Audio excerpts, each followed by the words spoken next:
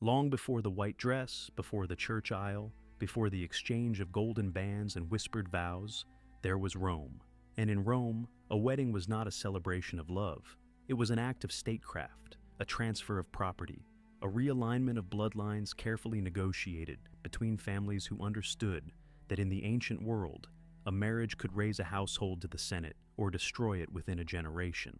For nearly 1,000 years, the Romans built one of the most intricate systems of matrimonial law the world has ever seen, and almost none of it had anything to do with what the bride and groom felt about each other. To understand a Roman wedding, we must first understand what marriage meant in this civilization. And what it meant was something fundamentally different from what we assume today. In Rome, the word for marriage was matrimonium, and its root tells us everything. It derived from mater, mother. All marriage existed, in the Roman legal mind, for one purpose above all others: the production of legitimate children, not companionship, not romantic fulfillment, not even religious devotion, though the gods would be invoked at every stage. The entire institution was engineered around a single question: who are the legal heirs, and to which family do they belong? This was not merely a cultural preference. It was the structural foundation of Roman society. Rome was organized around the genes.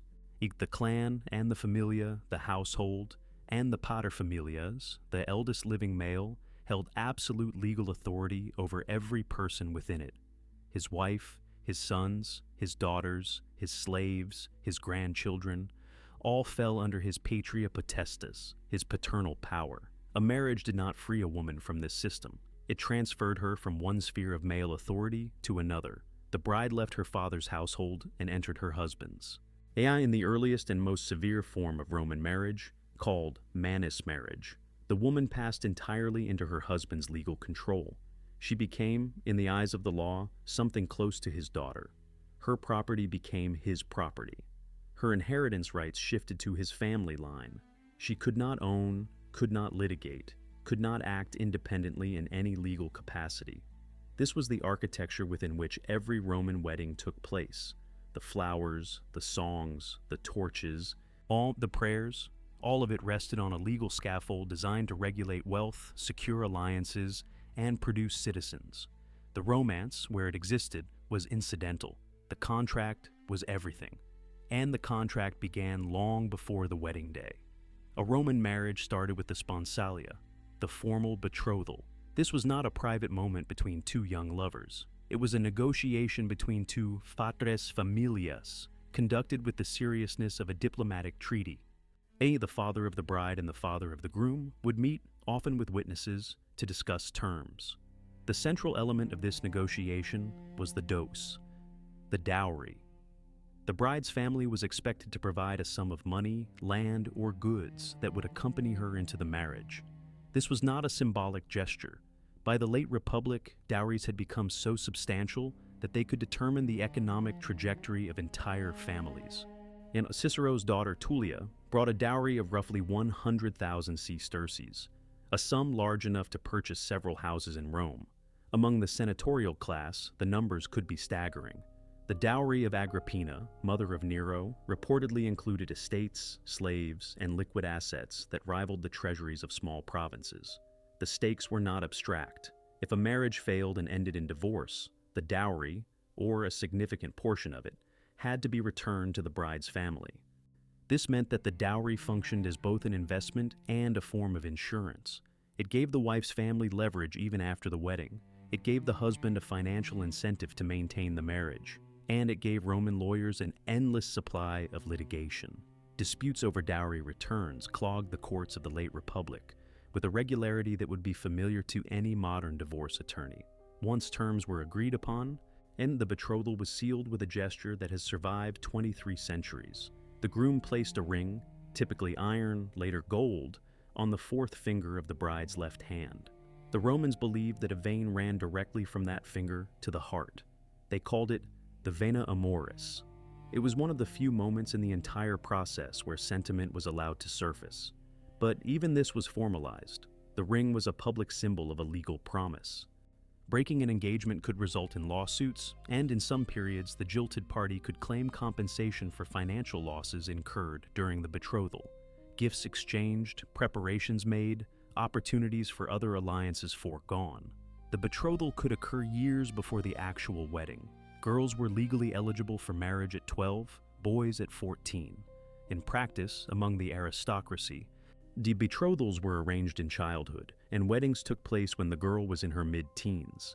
The groom was often a decade or more older. These were not aberrations. They were the standard operating procedure of a civilization that viewed marriage as an instrument of dynastic planning, not personal choice. And then the day arrived. On the morning of the wedding, the bride awoke in her father's house for the last time as a member of his family.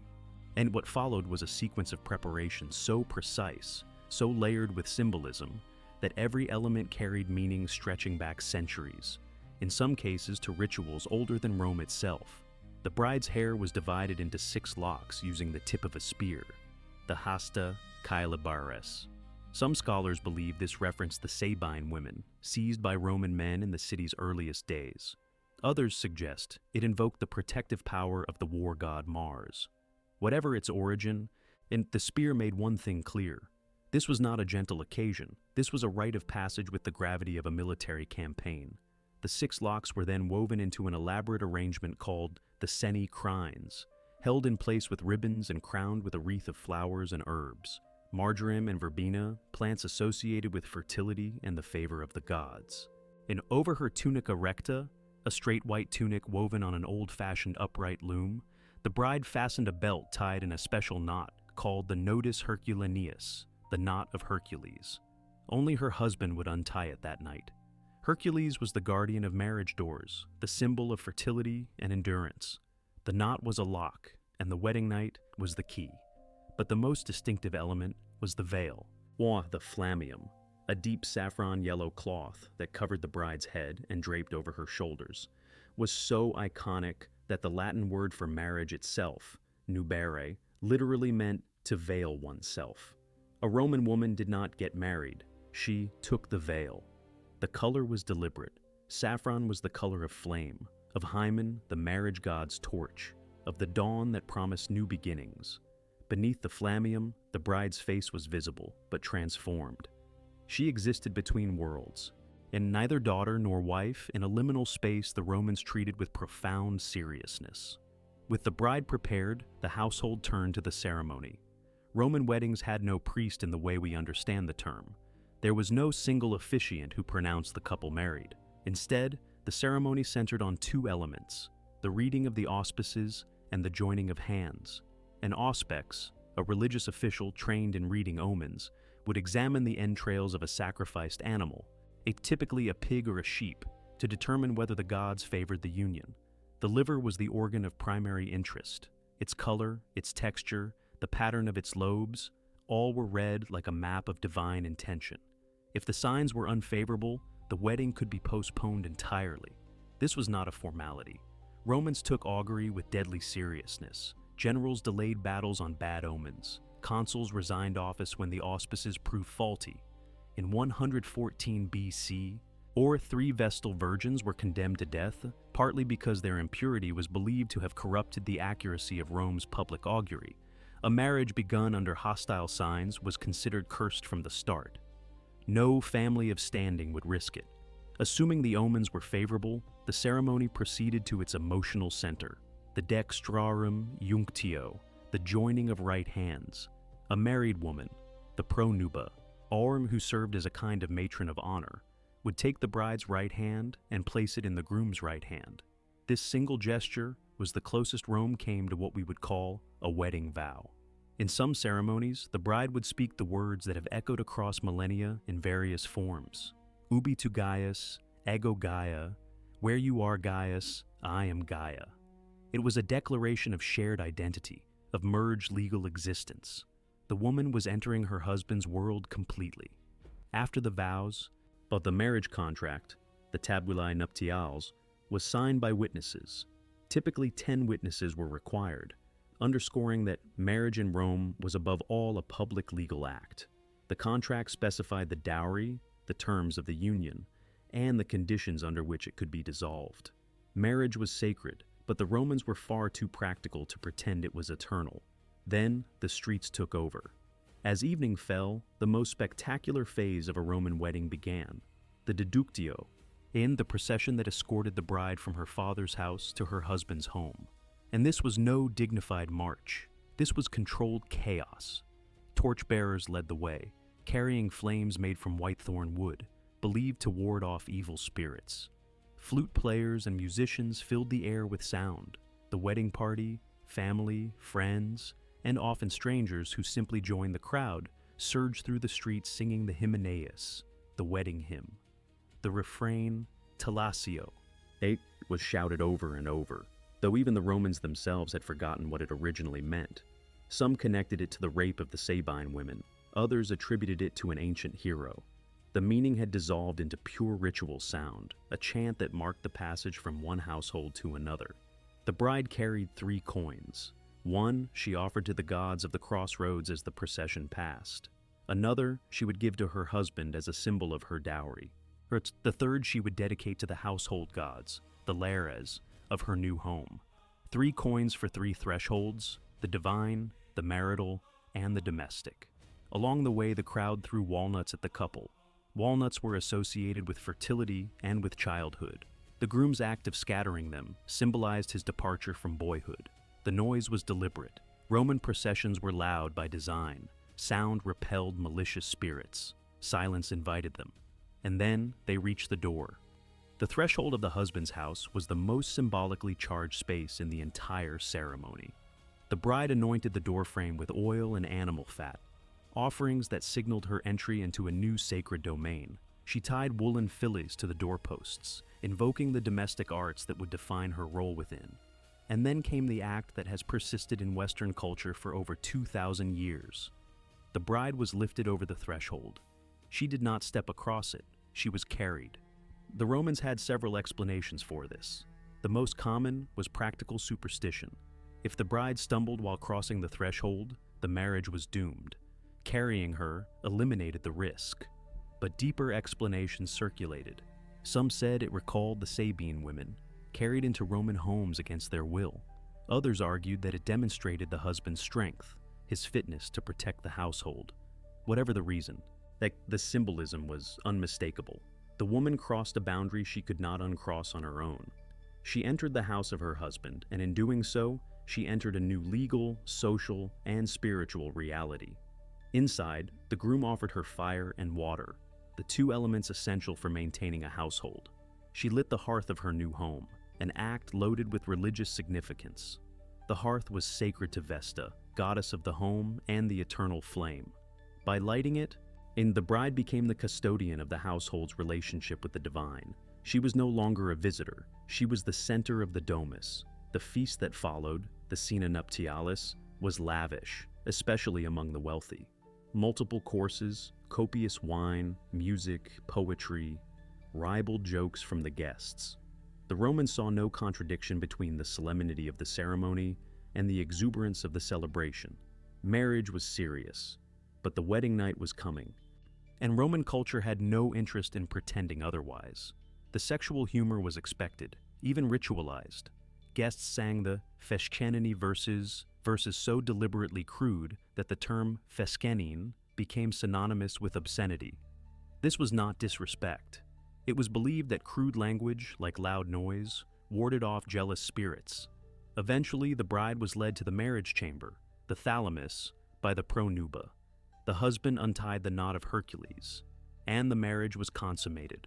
Early the following morning, the bride made her first sacrifice at the household altar, formally assuming her religious duties. She was a wife now. The ritual was complete, but the ritual, magnificent as it was, concealed tensions that would eventually reshape Rome itself. The earliest and most severe form of Roman marriage, confariatio, reserved for patrician families and sealed by a shared cake of spelt bread, was virtually unbreakable. Divorce under this form required a counter-ceremony of equal complexity and was vanishingly rare. But as Rome expanded, as wealth poured in from conquered territories, as the old aristocratic structures bent under the pressure of empire, marriage evolved. By the late Republic, the dominant form had become usus, or coemptio, marriages that could be dissolved with striking ease. A husband could divorce his wife by simply ordering her to leave and return her dowry. A wife, in the later period, could initiate separation herself. No court was required, no judges intervened. Divorce became so common among the Roman elite that the satirist Juvenal mocked women who counted their years not by the consuls, but by their husbands. Augustus himself attempted to intervene. In 18 BC, alarmed by falling birth rates among the aristocracy and a culture of serial marriage, he enacted the Lex Julia de Maritandis Ordinibus, a sweeping law that penalized unmarried citizens. It rewarded those who produced children and restricted marriages across social classes. Freed women could not marry senators. Citizens who remained childless lost inheritance rights. It was one of the most ambitious pieces of social legislation in Roman history. It was also one of the most resisted. Augustus's own daughter Julia was exiled for violating the moral standards her father had tried to impose. The law revealed a fundamental tension. The Roman state wanted to control marriage. But Roman individuals had discovered that freedom within marriage, including the freedom to end it, was difficult to surrender.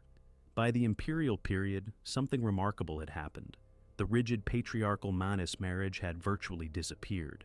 Women increasingly married sine manu, without passing into their husband's legal control. A wife retained her connection to her birth family. She could own property independently. She could inherit and bequeath. She could, in practice if not always in social approval, live with a degree of autonomy that would not be matched in Europe again for well over 1,000 years. The Roman wedding ceremony survived largely unchanged, with its saffron veil and its spear-parted hair and its carried threshold. But the legal reality beneath the ritual had transformed utterly. The form persisted, the meaning shifted. This was the paradox of Roman marriage. And it began as one of the most controlled institutions in the ancient world, a mechanism for transferring women, securing bloodlines, and consolidating power. And it ended in the centuries before Christianity reshaped it entirely, as something surprisingly flexible, surprisingly modern in its recognition that marriages could fail, that women had interests separate from their husbands, that the contract mattered more than the ceremony. When Christianity eventually absorbed and transformed the institution, making it a sacrament, making it indissoluble, making it a matter between the couple and God rather than between two families and the state, it was not building from nothing. It was building on a Roman foundation that had already experimented with virtually every model of marriage the West would ever know. Strict patriarchal control, companionate partnership, serial marriage and easy divorce, marriage as alliance, and marriage as love, marriage as economic arrangement. Rome tried them all. The Romans never stopped performing their ancient wedding rites. They never stopped invoking Juno and lighting the hearth and carrying the bride across the threshold. But the civilization that practiced these rituals was not the same civilization that invented them. We have inherited more from those torchlit Roman streets than we realize. The ring on the fourth finger, the veil, the threshold, the witnesses, the contract, even the throwing of objects at the departing couple. Walnuts became rice, became confetti. But the impulse is identical. Every Western wedding carries the ghost of a Roman iunctio winding through narrow streets at dusk, with flute players and shouting crowds and a young woman in saffron stepping into a house that was not yet hers, but was about to become the center of her world. The fires on those Roman hearths went dark